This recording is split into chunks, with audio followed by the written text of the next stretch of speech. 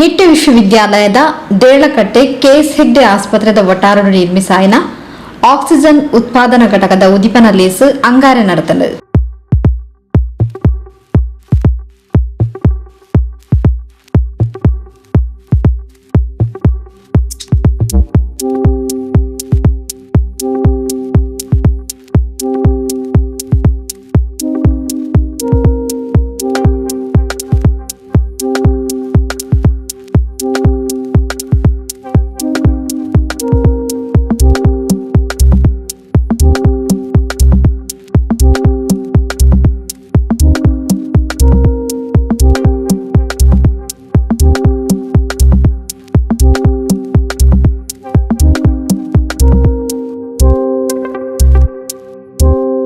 ನಿಟ್ಟೆ ವಿಶ್ವವಿದ್ಯಾಲಯದ ಕುಲಾಧಿಪತಿ ಎನ್ ವಿನಯ್ ಹೆಗ್ಡೆ ಘಟಕನ ಉದಿಪನ ಮಲ್ತೇರು.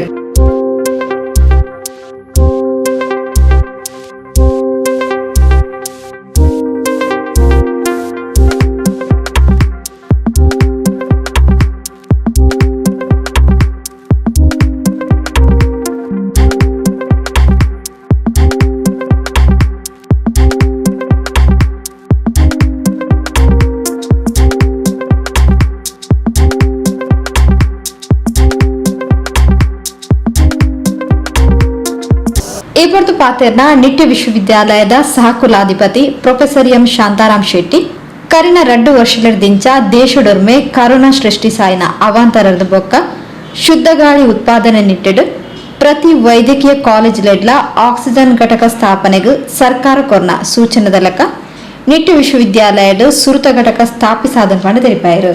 ಎಲ್ಲರಿಗೂ ನಮಸ್ಕಾರ, ಹಾರ್ದಿಕ ವಂದನೆಗಳು. ಇವತ್ತಿನ ದಿವಸ ನಾವು ನಿಟ್ಟೆ ಯೂನಿವರ್ಸಿಟಿಯ ಮೂಲಕ ಕ್ಷೇಮ ಆಸ್ಪತ್ರೆಯ ಮೂಲಕ ಆಕ್ಸಿಜನ್ ಘಟಕವನ್ನು ಇವತ್ತು ನಮ್ಮ ಚಾನ್ಸಲರ್ ಅವರು ಉದ್ಘಾಟನೆ ಮಾಡಿದ್ದಾರೆ. ನಿಮಗೆಲ್ಲರಿಗೂ ಗೊತ್ತಿದ್ದಾಗೆ ಈ ಪ್ಯಾಂಡಮಿಕ್ನ ಮೂಲಕ ಬಹಳಷ್ಟು ಆಕ್ಸಿಜನ್ ವಿಷಯ ಇಡೀ ದೇಶದಲ್ಲೇ ಮಾತ್ರವಲ್ಲ ಇಡೀ ಲೋಕದಲ್ಲೇ ಬಹಳಷ್ಟು ಗಲಭೆಯನ್ನು ಉಂಟು ಮಾಡಿತ್ತು.